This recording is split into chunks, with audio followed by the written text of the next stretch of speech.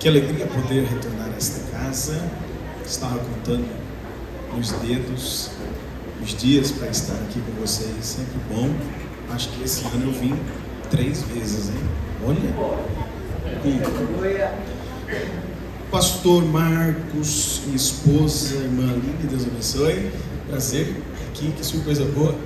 Parece que eu estive com vocês na Vila Formosa, uma festividade. Olha, quem diria, né? Coisa boa, que surpresa boa. Rever os nobres, que é isso, hein? Esse povo é top de linha. Jesus. Agradecer a Deus pela vida do Lázaro, do Rodrigo e do José de Paula, essa liderança abençoada. Muito obrigado, rever os irmãos, eu e minha esposa. Os meus filhos não vieram hoje, ficaram com a avó, na igreja da avó, mas Deus é bom. Trago um abraço do pastor Ângelo Galvão a esta igreja, o meu pastor, estou debaixo da bênção do meu pastor, para estar aqui. Bom, amém?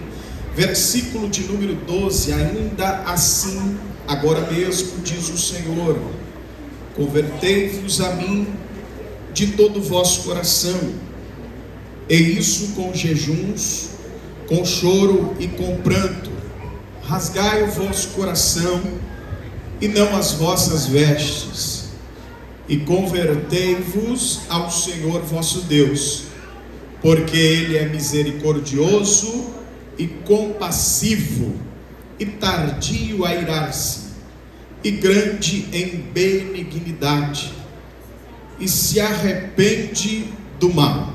Pode se sentar, meus irmãos. Privilégio poder ser ministrado também pelo cantor Wellington, Deus abençoe, prazer de conhecer. Bora levar você para Mojimirim, verdade? Meus irmãos, tenho alguns minutos para relatar aquilo que Deus colocou no meu coração, parabenizar os varões, Deus abençoe, mais um ano, vocês estão, ó, coisa linda, coisa fina, né? Esta igreja é uma igreja abençoada. Rever os irmãos para mim, deixa eu confessar algo aqui, né? Foi o Esmeraldina que me lançou em Campinas, olha só que coisa boa. De lá para cá já faz o quê? Olha ali, eu estou vendo a Isabela, o maridão, a Maiara lá atrás, olha que coisa linda. Faz tempo isso, não faz? Esperando o quê? Deixa para lá. A igreja está se acostumando. A igreja não é para se acostumar com o pecado. O pecado tem que passar longe da igreja. Se porventura ele passar por perto, nós vamos atrair a ira de Deus. Então nós não podemos viver uma vida arremetida ao pecado. Nós não fomos chamados para viver uma vida dessa forma. Então o pecado provoca o juízo de Deus. O profeta Joel está tocando trombeta do juízo de Deus nesse capítulo 2. Os gafanhotos, a seca, a fome e os exércitos invasores estão assolando Israel. Então Deus tem os seus meios para poder atrair de volta o seu povo. Então ele vai usar alguns métodos que talvez você não goste de viver, mas ele vai usar alguns métodos para poder te atrair de novo para a presença dele. Ele não tem prazer em lhe perder, ele tem prazer em lhe trazer de volta para o aprisco dele. Então os gafanhotos, a seca, a fome, os exércitos invasores estão assolando Israel. Então agora essa trombeta fala do juízo de Deus que está instalado na nação. Deus está tratando o povo. E eu quero falar sobre a restauração e quando ela começa no meio do povo. Através da crise que está instalada e que está cercando o povo, então a restauração vai começar quando a consciência da crise cercar a nossa mente. Nós precisamos começar a ter consciência de quem somos e do que fomos chamados para fazer. Quando nós perdemos essas características de quem somos e do que fomos chamados para fazer, então começamos a andar do modo em que pensamos que devemos andar. Quando na verdade o profeta Joel entende que a crise é o resultado do pecado do povo e do juízo de Deus contra o pecado do povo. Como Deus vê a igreja hoje, eu fiquei pensando e imaginando como é que Deus está vendo a igreja nos dias de hoje, como é que Deus tem me visto, como é que Deus está te vendo. É bem verdade que algumas pessoas conseguem visualizar momentaneamente, mas elas não andam todos os dias com você. Então, alguma coisa ela fica sabendo acerca da sua maneira de viver. Agora, Deus está com seus olhos como chama de fogo a todo lugar, procurando os fiéis da terra. Então eu preciso começar a entender como Deus está me vendo como igreja. Tem Deus prazer na vida do seu povo ao ver a sua infidelidade ou a sua fidelidade? Qual é o prazer que Deus tem em nós? De ver a sua infidelidade ou de ver a sua fidelidade? O povo estava andando em infidelidade. Então agora Deus está também sendo atraído pelas narinas através da podridão do pecado que está instalado no meio do povo. Então Deus tem urgência de usar profeta. Diga para alguém que está do seu lado: Deus vai usar profeta para poder falar com o povo. E quem tem ouvidos para ouvir, que ouça o que Deus tem para falar com o povo. Então agora Deus está procurando os fiéis. Tem Deus prazer na vida do seu povo ao ver que as coisas no mundo nos atraem mais do que as coisas do céu? É claro que não. O nosso Deus sente prazer em nós quando nós estamos vinculados às coisas do céu. Existem pessoas se padronizando com as coisas aqui da terra e estão se vinculando às coisas aqui da terra. Mas a igreja de Jesus, militante nesta terra, está se preparando para sair desse lugar. Porque nosso lugar não é aqui, meu irmão. Então, você precisa começar a se desvencilhar de coisas que você vai colocando como prioridade na sua vida. Você está sendo atraído pelas coisas do céu ou pelas coisas terrenas? Tem Deus prazer na sua igreja ao ver que os crentes têm perdido seus absolutos? Tem imitado o mundo e vivido apenas como um religioso que vem para o culto, que adora, mas não tem vida, não tem santidade e muito menos poder do Espírito Santo na sua vida? São estas coisas que fazem a diferença para um cristão que está se preparando para sair desta terra, para receber os novos céus e a nova terra. Mas o principal é receber o noivo que virá buscar a sua noiva. Quantos estão ainda guardando a sua vida, vivendo a sua vida de santidade, procurando o poder do alto para poder sobreviver? E sem a presença do Espírito Santo na sua vida, a sua vida é dada ao fracasso, meu irmão. Vai perder, vai ter perda, vai ter dor, vai ter sofrimento, e você ainda será sentenciado a ficar fora do céu. Mas quem tem uma vida de temor, de santidade, busca o poder do Espírito Santo de Deus na sua vida, fique tranquilo, porque o problema não o tem. O Deus do problema fará sobressair diante de qualquer dificuldade.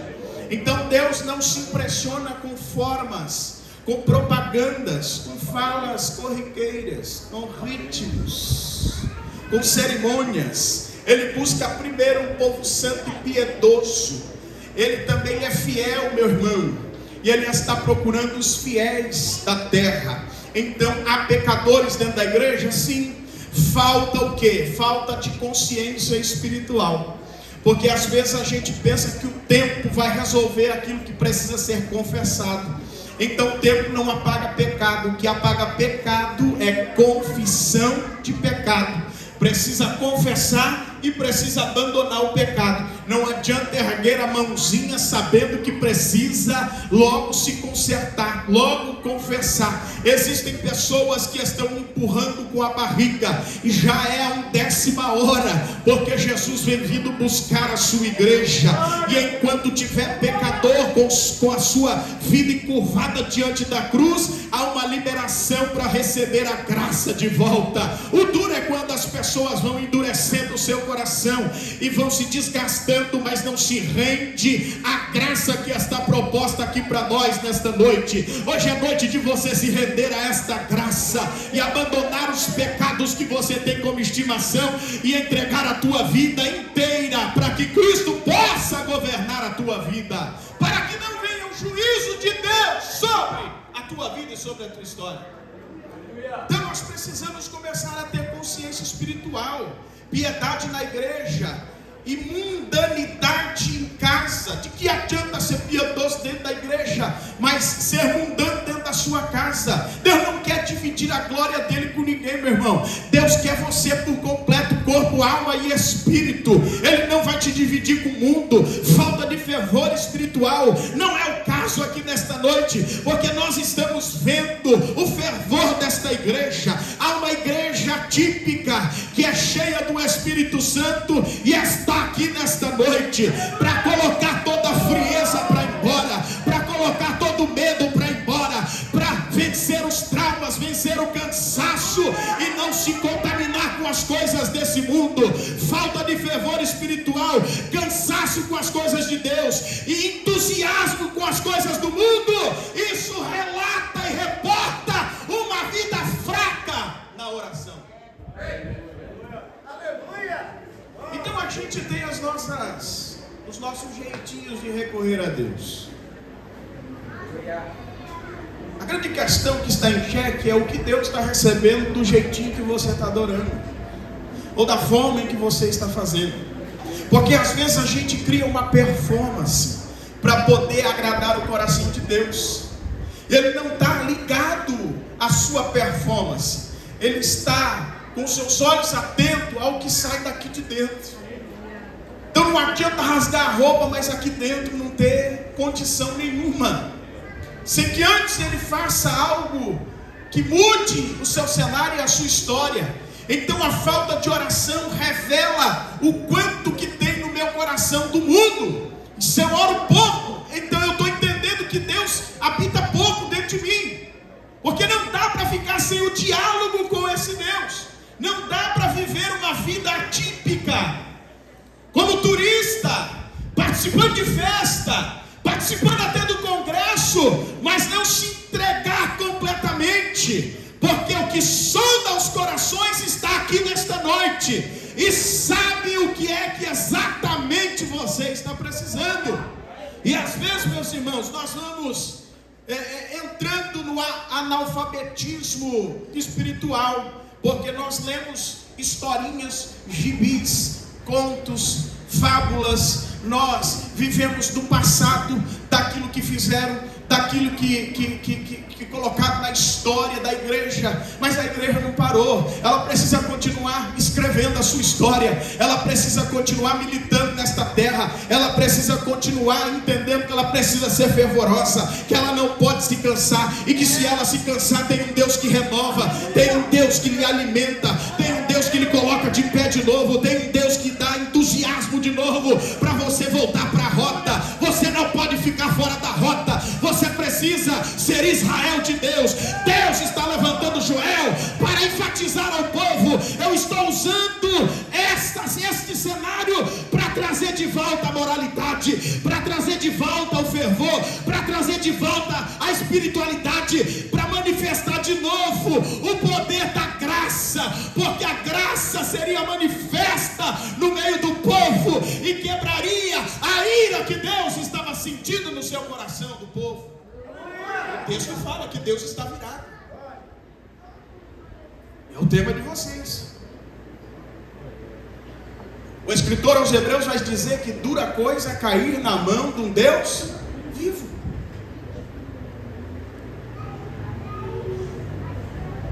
O texto vai dizer: horrenda coisa é cair na mão do Deus vivo.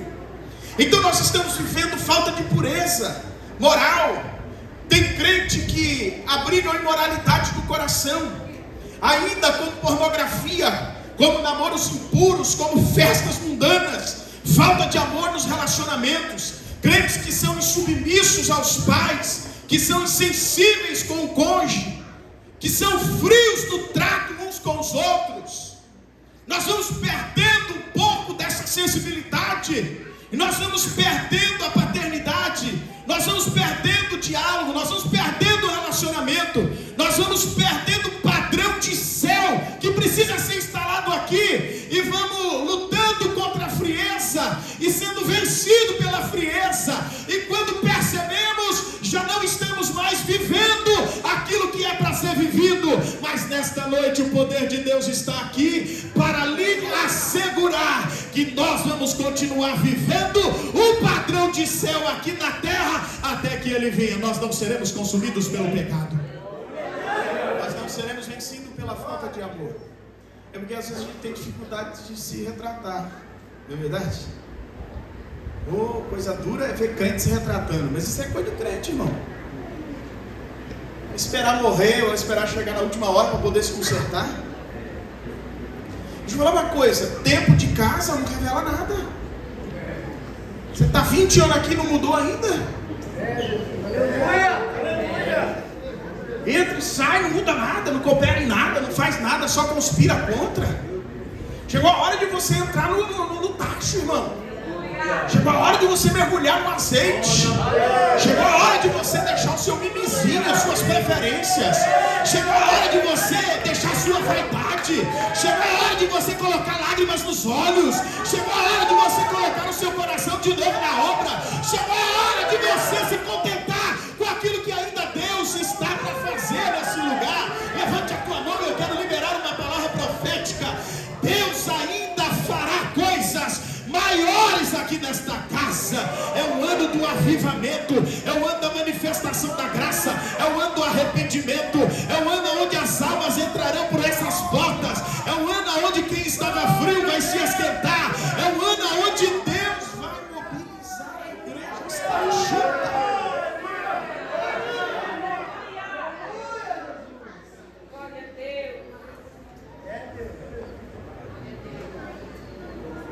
Então existem falta de fidelidade na mordomia dos bens, crentes que amam mais o dinheiro do que Deus. Sim ou não?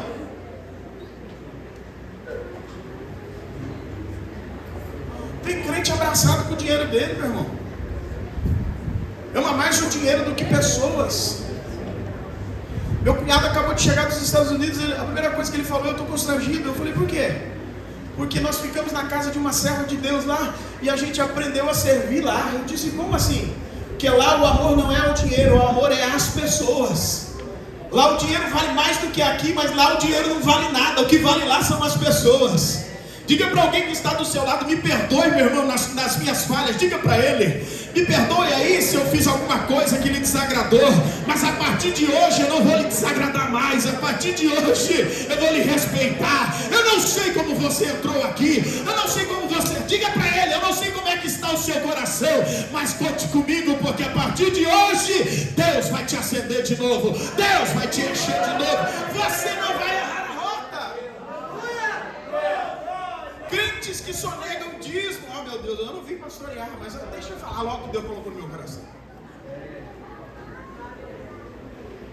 Deixa eu explicar uma teoria do dízimo. A gente devolve o dízimo, sim ou não? Porque não é nosso. Se você for dar o seu dízimo, você tem que dar do que é seu, não daquilo que não é seu. Tem gente com dificuldade de dar 10, que dirá dar daquilo que tem. Mas isso aí é para o pastor, deixa ele se virar com vocês bem.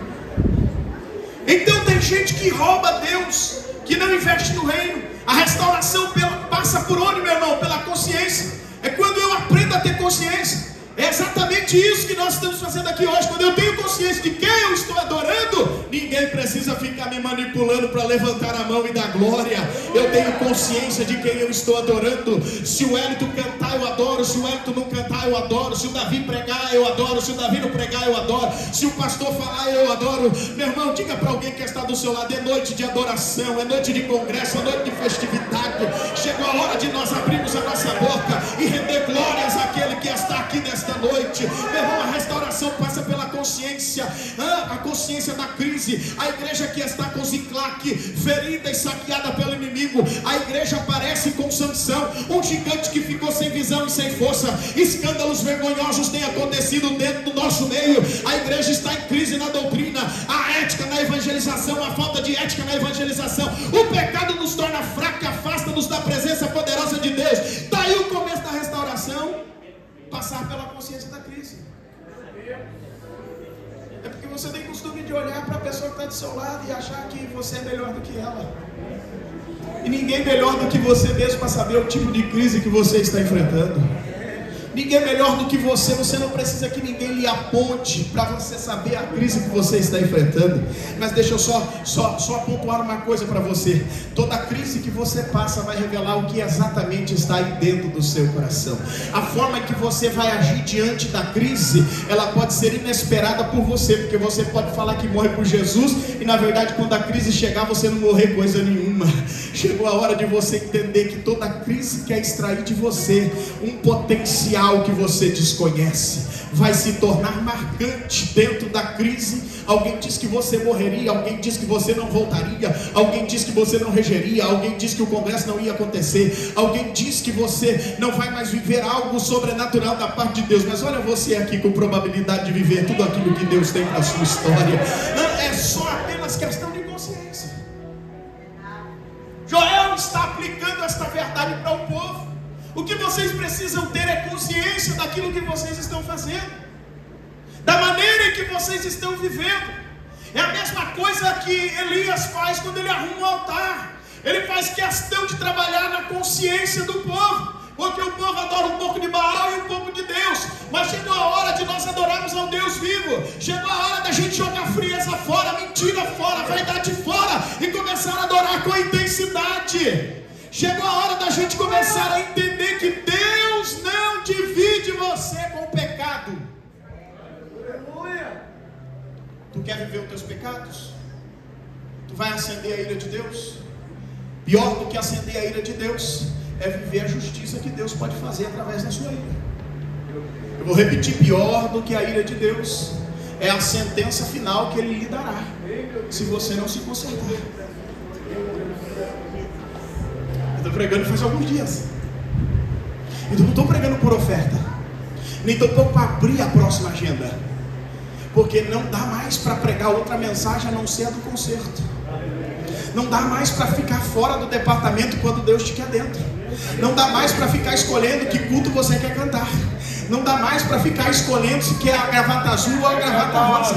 Não dá mais para ficar olhando para A, para B, atingindo a paisagem, dizendo: olha que legal. Não, chegou a hora de você decidir que você precisa descer nesse rio de graça. E nesse rio de graça toda lepra vai embora, toda sujeira vai embora, todo pecado é diluído. E quando você sair do mergulho, se prepare para viver o melhor de Deus na sua história e na sua vida. Se você está na condição de Naamã aqui hoje, tem Jordão de Deus aberto para você entrar. E a receita é a mesma, é você que entra. Você que entra. Questão de consciência. Ou fica leproso ou entra no Jordão. Ou entra, dá 7 mergulhos. Ou você vai ficar do jeito que você está, fardado porém leproso. É melhor não ter uma farda para manter a honra e ter graça de Deus na vida, do que estar fardado sem a graça de Deus na sua vida. Porque as coisas funcionam assim. Eu imagino Naamã passando atrás dos 10 leprosos, que não precisou descer. Ele ficou: nossa, se eu tenho 7, porque tem gente que faz contabilidade dentro da igreja. Se eu precisei dar 7 mergulhos, o irmão tem 10 leprosos, vai ser 7 vezes 10, vai dar 70 mergulhos. Eu vou ficar aqui só olhando. Mas é que Deus tem um temperamento de cada um, uma forma de agir de cada um. Com os 10 leprosos, a questão em xeque agora, David, é a gratidão. Você precisa começar a se situar em que ponto você está da sua crise. Crise não mata, crise te faz atravessar de nível. Crise faz você ressignificar. Crise faz você adorar em meio à dor. Crise faz você se conhecer como adorador sem ter aquilo que você quer. Crise faz você de fato voltar à inocência. A crise faz você entender que você está despido e precisa se cobrir novamente. Não dá mais para ficar no relaxo, na sua vergonha. Eu vim com uma mensagem canalizada, atravessado da parte de Deus, meu irmão. Eu queria que você saísse do banco e gritasse, mas se não der para gritar, vai dizendo: Jesus, me ajuda, porque a graça dele está aqui para te levantar de novo. Não, você precisa ter consciência da crise. Segundo ponto, a restauração vem como resultado de uma volta para onde, meu irmão? Para Deus. Retorno. Qual é o processo dessa volta para Deus? Primeiro, é uma volta para uma relação pessoal com Deus, versículo 12. É uma volta para uma relação pessoal com Deus. Porque tem gente que vive de carona, tem gente que vive só no coletivo, mas não tem vida pessoal com Deus, não tem vida diária com Deus. Então ele só se mobiliza se tiver alguém empurrando. Ele nunca quer mudar de estágio. Ele sempre quer viver sobrecarregado, ou viver carregado, melhor dizendo, pastor Arline. Se der um empurrãozinho, se mandar uma mensagenzinha: meu irmão, chega. Eu não vou mandar mensagem para você vir para o culto, você já sabe que precisa vir para o culto. Não quer cantar, o problema é seu. O seu lugar é aqui, o seu lugar de cantar é aqui também. Chegou a hora da gente começar a mudar de nível. Chegou a hora da gente sair da enfermaria, porque a gente já está curado. Chegou a hora da gente colocar outras pessoas que estão doentes na enfermaria, e você ser remédio para outras pessoas que estão doentes.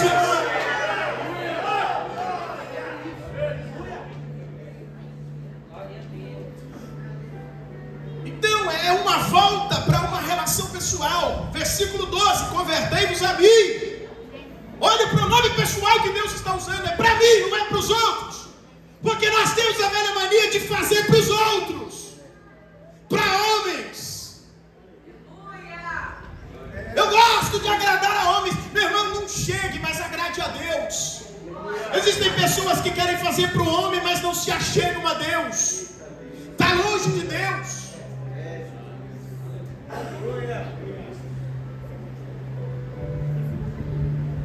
Deus não tolera a hipocrisia, meu irmão. O respeito é uma coisa, mas a adoração é outra.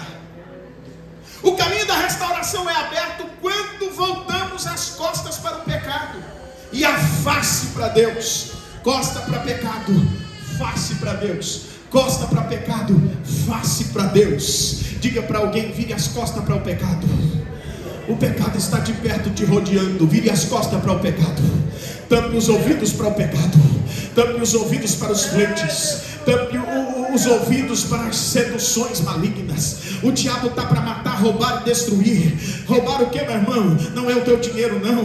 O diabo não precisa do teu dinheiro. Ele quer roubar a tua comunhão com Deus. Ele quer roubar as tuas horas de dedicação com Deus. Ele quer roubar o teu tempo precioso com Deus. Ele quer te ver cabisbaixo. Ele quer te ver fora e não dentro.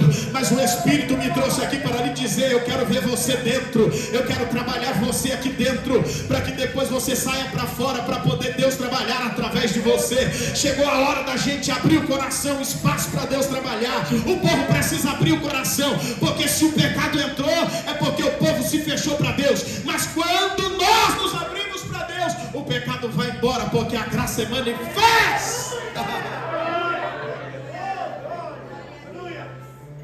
Então não é apenas o retorno para a igreja, a doutrina, a uma vida moral pura, mas é uma volta para uma relação pessoal com Deus. Os fariseus amavam mais a religião do que a Deus.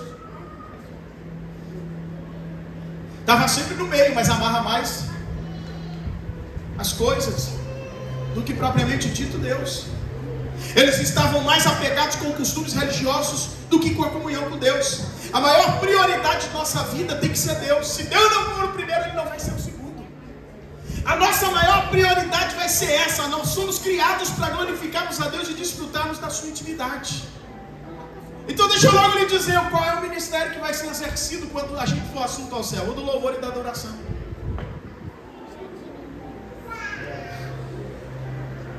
Agora eu lhe pergunto: será que Deus precisa mesmo da minha e da sua adoração? Seja muito sincero. Se você adorar, ele deixa de ser Deus. Se você não adorar, ele deixa de ser Deus. Até porque tem anjos agora o adorando no trono. Então o que você não faz, já tem anjo fazendo.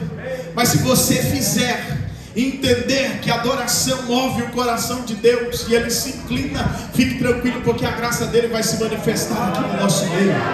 Ele não suporta ouvir a voz de um adorador. Ele não suporta ver um coração quebrantado e contrito, despedaçado, dilacerado. Ele se curva para entender o necessitado. Ele vai até no lixo para tirar do monturo, para trazer de volta para a sua presença. Ele não olha como é que está a sua situação. Ele vê se você tem vontade de sair desta sua situação. Então a maior prioridade da nossa vida precisa ser Deus e suas coisas. Hoje buscamos as bênçãos de Deus e não o Deus das bênçãos. Nós queremos as bênçãos de Deus, mas não queremos o Deus da bênção. Nós queremos os recursos do Deus da bênção, mas não queremos o dono do recurso. Corremos atrás de bênção e não do abençoador. O nosso alvo é satisfazer a nós mesmos, e é por isso que você demora a se voltar ao Senhor. Porque enquanto o meu ego não for satisfeito, enquanto eu não conseguir a posição que eu quero, enquanto eu não conseguir o lugar daquela pessoa, eu sei que Deus está falando, meu irmão. Sei que Deus está falando aqui hoje.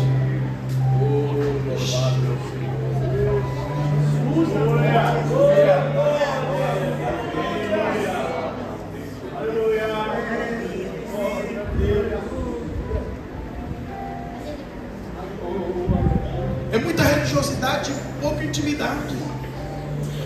Rasga tudo, joga fora e começa de novo. Às vezes a gente conhece demais, a gente prega demais, canta demais, mas a gente é religioso. Deus está atrás da pureza, da inocência.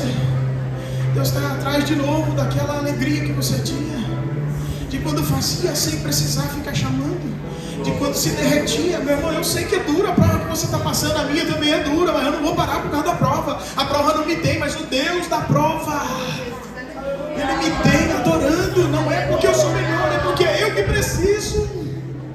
Nós precisamos estreitar o nosso nível de intimidade. Não é sobre aproximação, é sobre intimidade. O mesmo Elias vai arrumar o altar, versículo 30 vai dizer: aproxime-se de mim, desconhecido. Ele faz o desafio, e quando ele pede para que se aproximem dele, a Bíblia vai dizer que eles se aproximaram. Mas agora ele pergunta: quem é que orou para o fogo descer? Quem estava próximo ou quem tinha intimidade?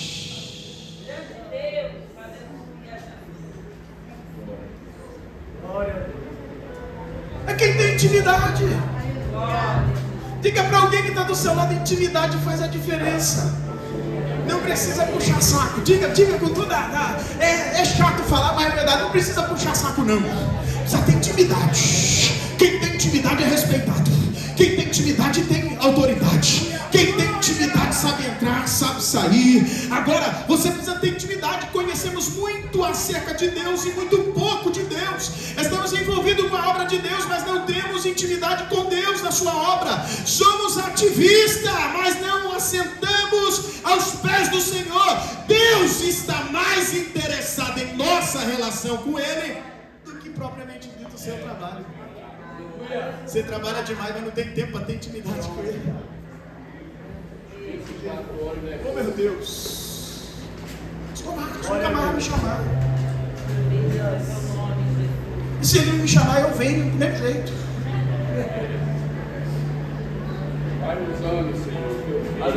Quando Jesus foi restaurar Pedro, Ele lhe deu uma lista de coisas para fazer, mas lhe perguntou: tu me amas, Pedrão?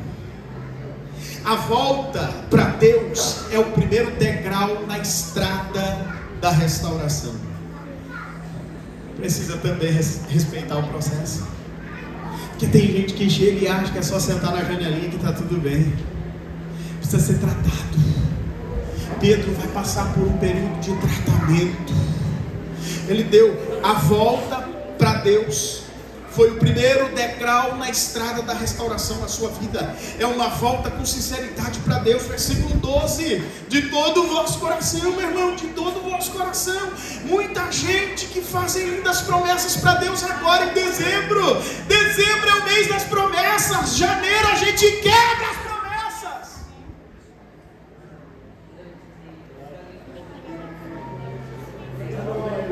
É porque a gente quer dar tempo, datar as coisas de como é que Deus tem que fazer. Não tem uma hora de intimidade e quer receber no outro dia.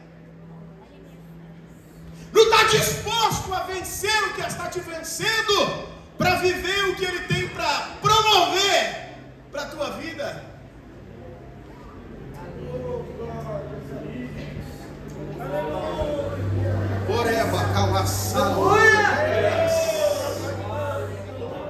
Então chega de fazer lindas promessas depois de um belo retiro, de um belo congresso, e não voltar mais, meu irmão.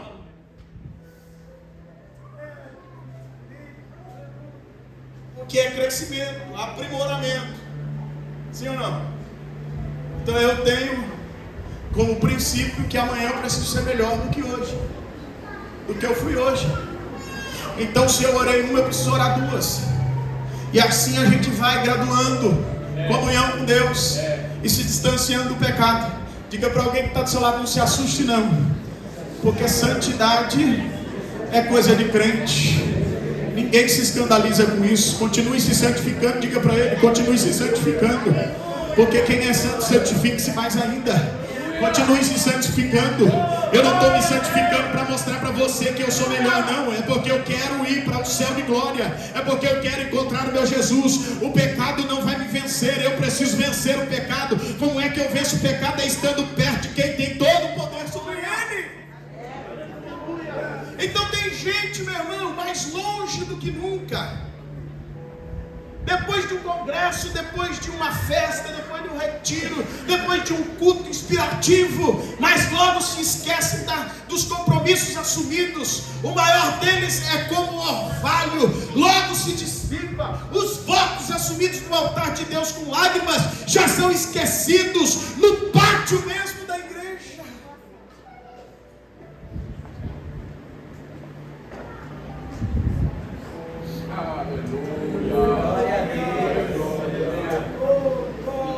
Se não tivesse gravando,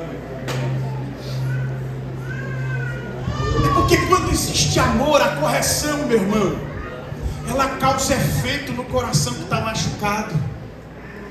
Agora eu fui pregar esses dias num lugar que bateram tanto que saiu até no jornal. É porque a irmã veio louvar tão decentemente, mas porque ela louva bem, alguém ficou incomodado e esculachou ela no meio do culto.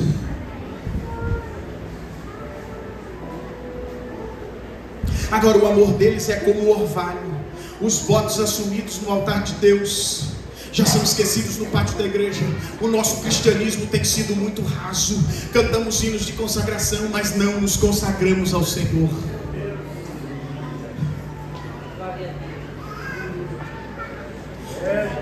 O Evandro me ajuda, porque eu queria pregar uma mensagem diferente hoje. Oh, Jesus, aleluia. Glória a Deus. Aleluia. Glória a Deus. O Hélio, eu queria pregar uma mensagem para que você me indicasse em outros lugares. Glória a Deus.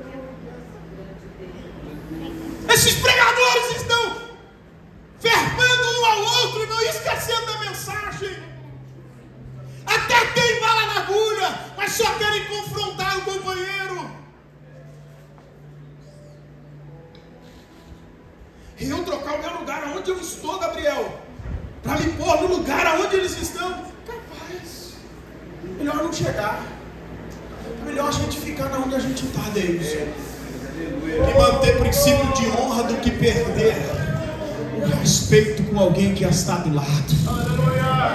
Diga para ele: nós vamos junto para o céu. Se eu desfizer de você aqui, eu estou sujeito a não ir para o céu. Diga para alguém: quanto mais eu desfaço da noiva, mais eu me identifico que eu não sou dela. Mas se eu entendo que eu preciso respeitar quem está do meu lado, até porque a ira de Deus funciona, meu irmão, o tratamento de Deus funciona. Se a gente ficar tentando achar onde é que está o erro, nos irmãos, nos pregadores, nos cantores, a gente vai ficar, meu irmão, a noite inteira falando. Chegou a hora da gente ver graça, viver período de graça, viver período de restauração, confrontar, mas apontar caminho, confrontar, mas dizer: o destino é o céu. Você está errado, mas eu estou aqui para te ajudar. Porque tem gente que fala que está errado, mas me ajuda. O problema não é ganhar, o problema é cuidar. A gente ganha, mas a gente não cuida. Todo culto tem alguém aceitando Jesus, mas a gente não cuida, porque a gente não quer problema. Principalmente se for depressivo, a gente manda logo para o psicólogo. Não exerce função de autoridade espiritual primeiro manda para o psicólogo, para o exorcista, para qualquer um, mas não tem coragem de orar. Uma hora com quem está doente. Fique de pé, por gentileza, eu termino e volto outro dia a terminar a mensagem. Aleluia, glória a Deus. Glória de Deus. Aleluia. Olha isso. Aqueles que só andam com Deus na base do aguilhão, só se voltam para Deus no momento em que as coisas apertam, só se lembram de Deus na hora das dificuldades, não se voltam a Deus porque amam ou porque estão tristes com seus pecados, mas porque não querem mais sofrer. Eu queria contar uma experiência para você, mas não dá, tem gente assistindo lá em Mojimirim.